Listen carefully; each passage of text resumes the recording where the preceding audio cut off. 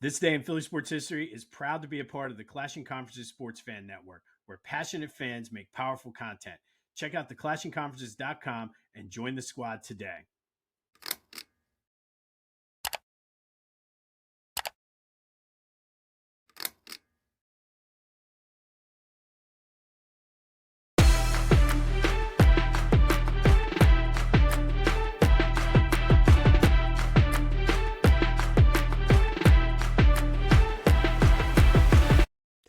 What's up, everyone? Welcome to this day in Philly sports history for June 18th, 2026. I'm your host, Jim Montgomery. Welcome to a Thursday edition of the podcast. Lots to talk about today, so let's get right into it. First, I want to start off. I was on the Clashing Conferences Champions podcast yesterday. I had a good time with that. I won the Fantasy Football League, so it was everybody who won their internal competitions over the past calendar year. But without spoiling anything, because the new episode will drop tomorrow, got a little bone to pick with the judges. There was a series of questions and things we were asked, and we had to talk about the greatest athlete of all time.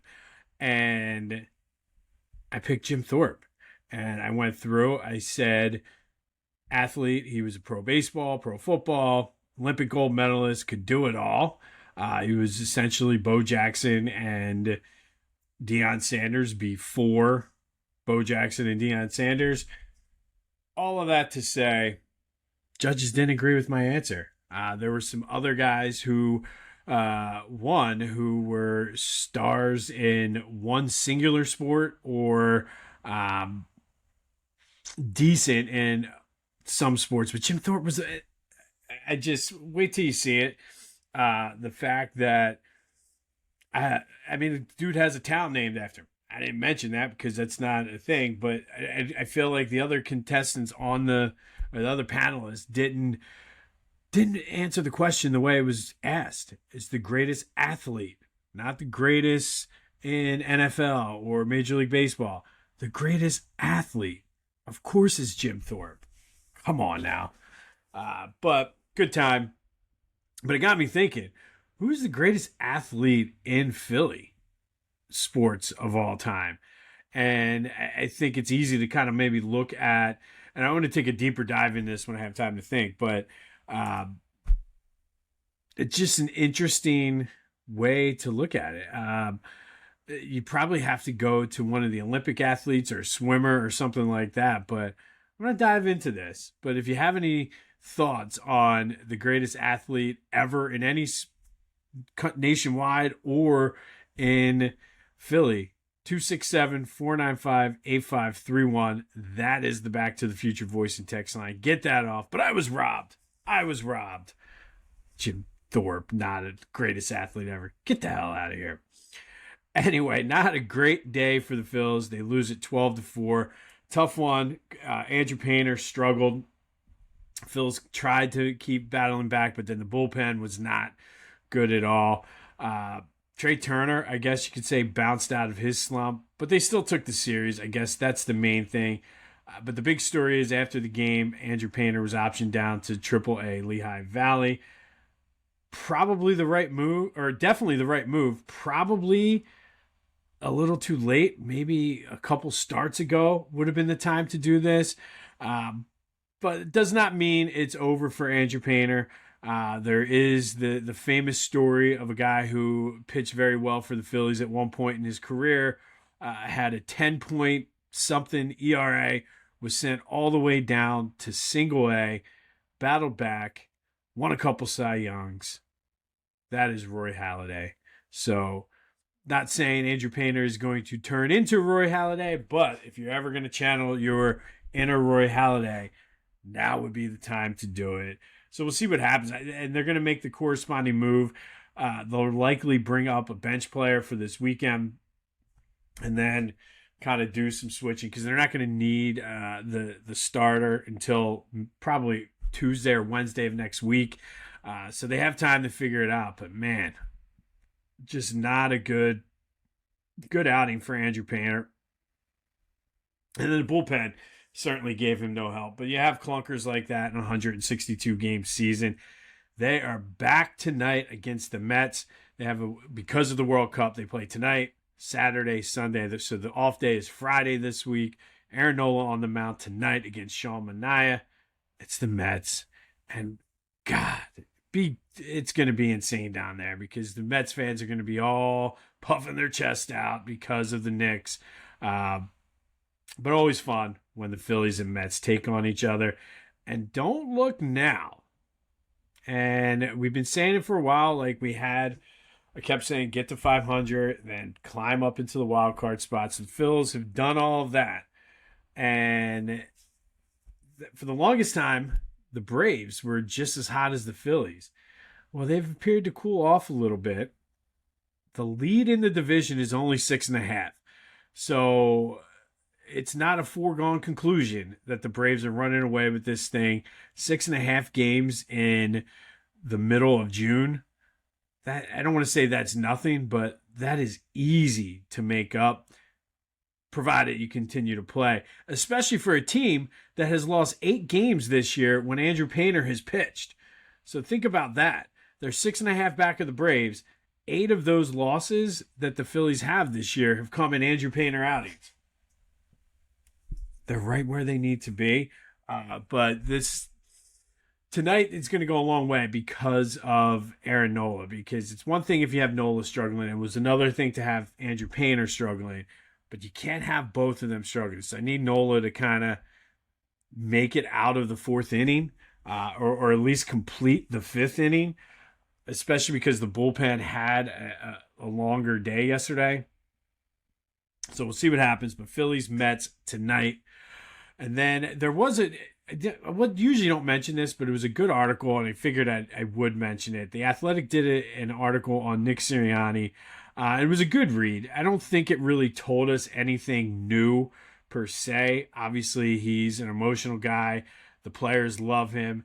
But essentially, it was like, this is authentic to who he is. Like, that is the kind of person he is. He has not changed, and he's going to continue to be that way. And I kind of like that from the coach. Sure, there's plenty of people who don't like Sirianni and are going to say this, that, or the other about him. But I highly recommend it. And I do think as long as the players are buying what he's selling, that's kind of all it needs to matter. It doesn't matter what we think of him or the media thinks of him. And it seems as though, to a man, the players do respect and like Nick Sirianni. The other news, and I only mentioned this because I saw some people after A.J. Brown left saying he should take number 11 out of circulation. But Jahad Campbell, the reports are he's going to switch his number from 30 to 11 now that A.J. Brown is not here. And look, I mean, say what you want. I get why they retired numbers, but at some point you got to put the numbers back in circulation. So that's a whole nother story. But the number 11 is not a bad number in Eagles history. Obviously, AJ had it. He won a Super Bowl. Carson Wentz had it. He won a Super Bowl. Norm Van Brocklin had it. He won an NFL championship. Tommy Thompson had it. He won an NFL championship. So, I mean, obviously, there are guys throughout, backup quarterbacks, kickers, or whatever, but a lot of people are making a big deal about the number. I mean, if he wins another Super Bowl or wins a Super Bowl, then it's well worth it. All right, yesterday's survey question. The players to hit 100 or more home runs with 3 or more teams, that would be Reggie Jackson, Cheltenham High's own, Darrell Evans, Alex Rodriguez, of course, Jim Thome, and Adrian Beltre is the last to do it. Darrell Evans was the one that seemed to trip everybody up, but not a bad list at all. And a little bit of a Philly connection there as well. And I love this story. So I talked to you the other day about Ecuador jinxing themselves against the Ivory Coast by dressing up the Rocky statue. Well, a fan took it upon himself to make amends for that went to the Rocky statue, offered him a beer and a traditional Ecuadorian fish soup. Um, I don't know. But placed it at the base of Rocky's feet at the statue down there, hoping to reverse the curse. And again, people don't understand this. You don't mess with the Rocky statue. So Brazil has learned their lesson as well. They're standing guard. They're doing the whole before the game tomorrow. They're all meeting at the art museum steps, and they're gonna do. There's a guy that said, "I'm gonna be on guard to make sure nobody dresses Rocky up under Brazil." And I love that this thing has taken on a life of its own. So let that be a lesson to you out there, NFL fans. Don't mess with Rocky. All right. Be sure to follow me on all social media platforms at Philly Jimbo. Subscribe to the YouTube channel, Jimbo_Mont, and continue to spread the word as we grow this thing. Of course, check out the Clash and Conferences Sports Fan Network podcast. Going to be on, I was on one last week. I'm going to be on the Champions Pod whenever that comes out, some point later this week, tomorrow or Saturday. But anywhere you get your podcasts, as well as on YouTube. And stay tuned. Likely going to be a new The Philly Hall next week. Also got to touch base with Kyle regarding the Brotherly Birds breakdown. Kind of in a hiatus right now, but once training camps gets closer, we should be underway. So stay tuned for that. But the best way, follow me on all social media as well as the YouTube channel, Jimbo_Mont. And please subscribe to the YouTube channel wherever you are. All right, so it is Thursday. Time for a little Throwback Thursday brought to you by Lotwin. Get your 3D custom hype chains from Lotwin. Go to Lotwin.com. Use the promo code TCCPOD to take 10% off your orders. Things are legit, so go check them out. And we talked about it last week, or earlier this week, I guess, because it happened over the weekend. But the Phillies played their first Interleague game June 13th, 1997. And Interleague games are just kind of part of the norm now. I don't even really think they call them interleague games that much anymore because there's every day, every series, there's at least one interleague game. Sort of like how the NFL and NBA and NHL does. It's just that's who's on the schedule. But it wasn't always that way. The only time you would see the American League as a Phillies fan was in the World Series or the All-Star game. But because of the way things happened with the strike and lack of fan interest and everything like that, they were looking for ways to increase excitement. So in 1997, Major League Baseball introduced interleague play, and it was only during specific windows. So it was like this big build-up, like, all right, it's interleague week, and they didn't play everybody. It was just select teams, so kind of like natural rivalries. So the Mets and the Yankees. The Phillies started off playing the Orioles, and then when the Expos moved to DC, it was the Orioles Nationals, and then the Phillies kind of had something with the Red Sox for a little bit. But now their natural rival seems to be the Blue Jays. Okay, I don't know. But then in 2013, due to the Astros moving to the American League, there were interleague games every time. So it sort of made it more normal, and it wasn't as big of a spectacle. But it still was sort of unbalanced because there were years you wouldn't play all the teams. And then in 2023, they balanced it out so that every year you play every team in Major League Baseball, which I like because once a year, you're going to get to watch the Seattle Mariners. Once a year, you're going to get to watch the Anaheim Angels. And the teams that you don't usually get to see because they're on the West Coast. And it's just fun to do. The Phillies' natural rival still is the Blue Jays. So they play them 2 times during the season. Once at home and once up in Toronto. But what are your thoughts on Interleague? I like it. I think it's cool. They kind of, once they put the DH in all games, it made it sort of easier to do that as well. But I like it. I will go on my soapbox right here, right now, saying that every time wherever they are now, the Las Vegas Athletics come to Philadelphia, they should wear the old Philadelphia Athletics uniforms. Missing an opportunity here, Phillies. Want to show off your Philly pride without saying a word? Philly Goat has you covered. From tees, hoodies, shoes, and hats, their gear screams Philly louder than an Eagles fan at the vet. Whether you're tailgating in South Philly or trying to flex down the Jersey Shore, do it in style. Hit up phillygoat.com, use the promo code Jim Montgomery, and get 10% off your order. Philly Goat, because being Philly ain't a choice, it's a way of life. Go Birds! All right, June 18th. First, we're going to go back to 1948. And on this day in 1948, future Hall of Famer Robin Roberts made his Major League debut, and it was a good one. Gave up 2 runs over 8 innings. However, the Phillies could not score for him. Phillies lose it 2-1 out down at Shibe Park against the Pirates. For Roberts, he would go on to have a Hall of Fame career. His number 36 is retired at Citizens Bank Park and still remains one of the best pitchers to ever play for the team. Fast forward to 1975, and the NHL postseason awards were given out, and your 2-time defending Stanley Cup champion Flyers did very well. Bobby Clark won the Hart Memorial as the MVP, and Bernie Parent won his 2nd straight Vezina Trophy, giving up the least amount of goals in the league that year. So not a bad day for the Flyers at the NHL postseason awards. And it does lead us into today's trivia question. How many Hart trophies have Flyers players won over the years? Hit me up on the Back to the Future voice and text line 267-495-8531 or the Discord channel, which is in the description. But how many Hart trophies have the Flyers won in their history? And then fast forward to 1987, Phillies fired manager John Felski and replaced him with Lee Elia, who was a Philly native.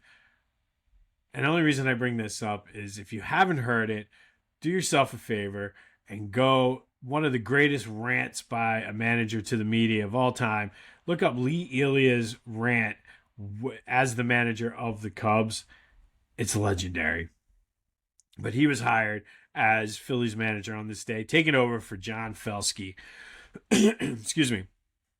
And then 2 years later, the Phillies were very active in the trade market, putting some pieces in place that obviously helped them during that season, but really set them up for success for the 1993 team's run. 2 separate moves. First, they sent former Cy Young winner Steve Bedrosian and a player to be named later to the Giants for Terry Mulholland, Dennis Cook, and Charlie Hayes.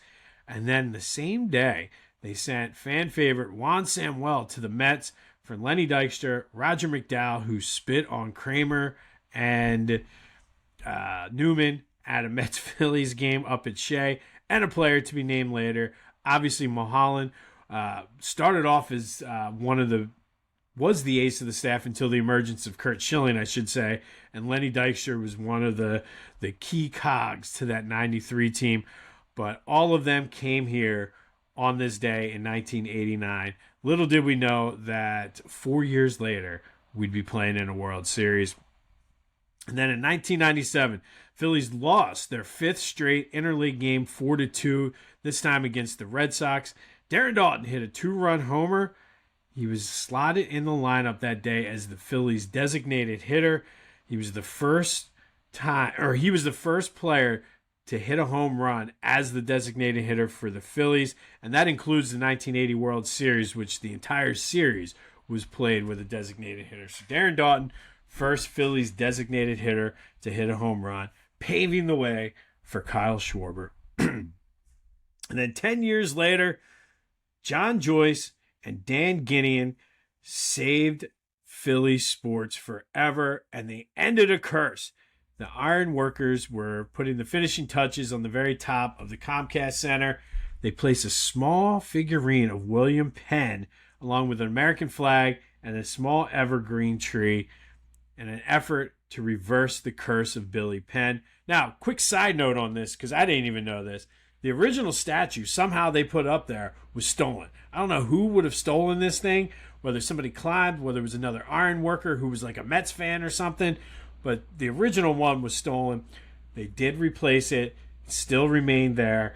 And you can say what you want about curses.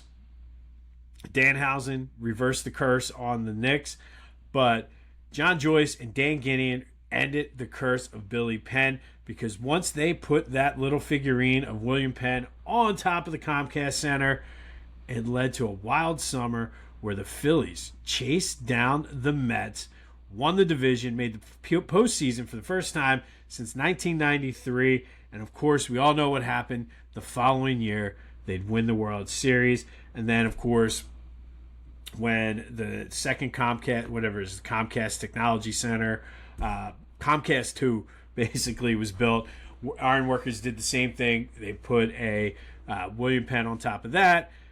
That happened in 2017. And of course, what happened?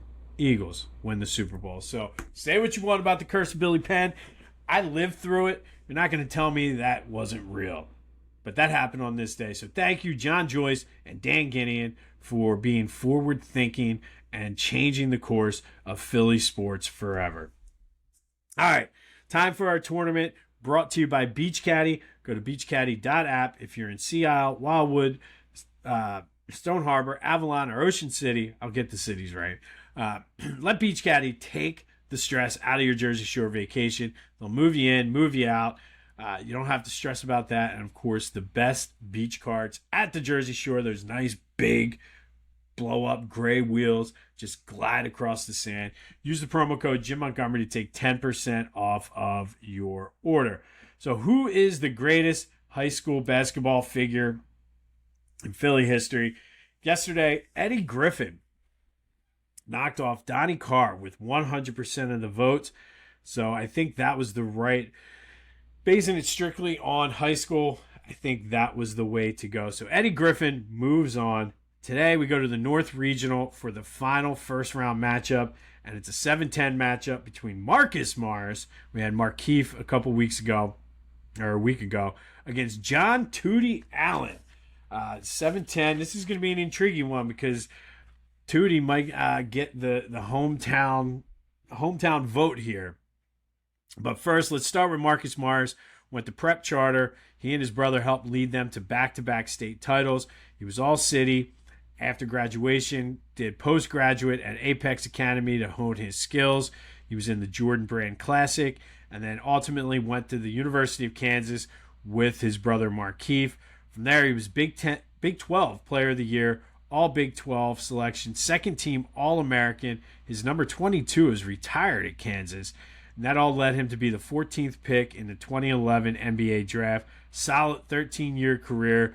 Finished it out. Played a couple seasons with the Sixers as well. He is taking on the 10 seed John Tootie Allen from Coatesville. One of the best to ever come out of Coatesville. And you all know how I feel about Rip Hamilton. But Tootie was able to do something that Rip didn't do.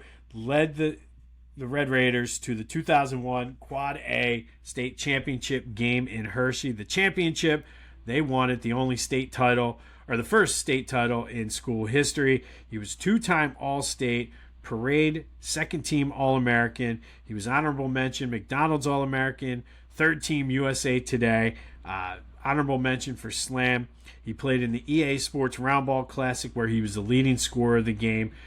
Chester County Sports Hall of Fame, and graduated, and still is, Coatesville's all-time leading scorer. That probably will change once Colton Hiller gets done. But from there, he went to Seton Hall, where he was on the All Big East rookie team, played his pro ball over in Europe, and he is currently the head coach of the Coatesville varsity team. Now it's your turn. If you want to see Marcus Mars move on, you're going to have to get over. There's a huge Coatesville contingent of voters out there. So, Marcus Mars, prep charter, John Allen from Coatesville. Who moves on? 7-10 matchup in the North region. Get your votes in any way you can. 267-495-8531. Get that. Anything else Philly sports, go to the Discord, social media. Let's have some fun here on a Thursday. But Marcus Mars or John Allen, who moves on in the tournament? On this day in 2007, John Joyce and Dan Gideon ended the curse of Billy Penn by putting a small figurine on top of the Comcast Center. Darren Doughton hits the first Phillies home run as a designated hitter on this day in 1997. Phillies acquired Lenny Dykstra and Terry Mulholland, both key pieces to that 93 World Series team. Lee Elliott takes over as Phillies manager on this day in 1987. Bobby Clark wins the Hart Memorial.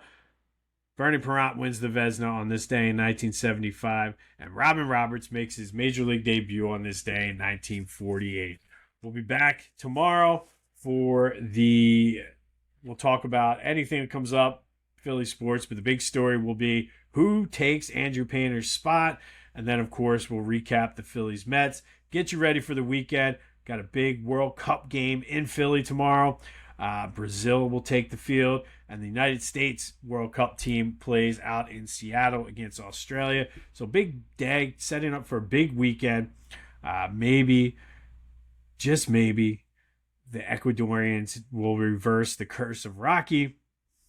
And again, if you don't believe in curses, that's fine, but there's too many times for it to be a coincidence, if you ask me, for both of them. And then, of course, we spent Fridays with AI. We'll continue our dream matchups with the 1966-67 Sixers.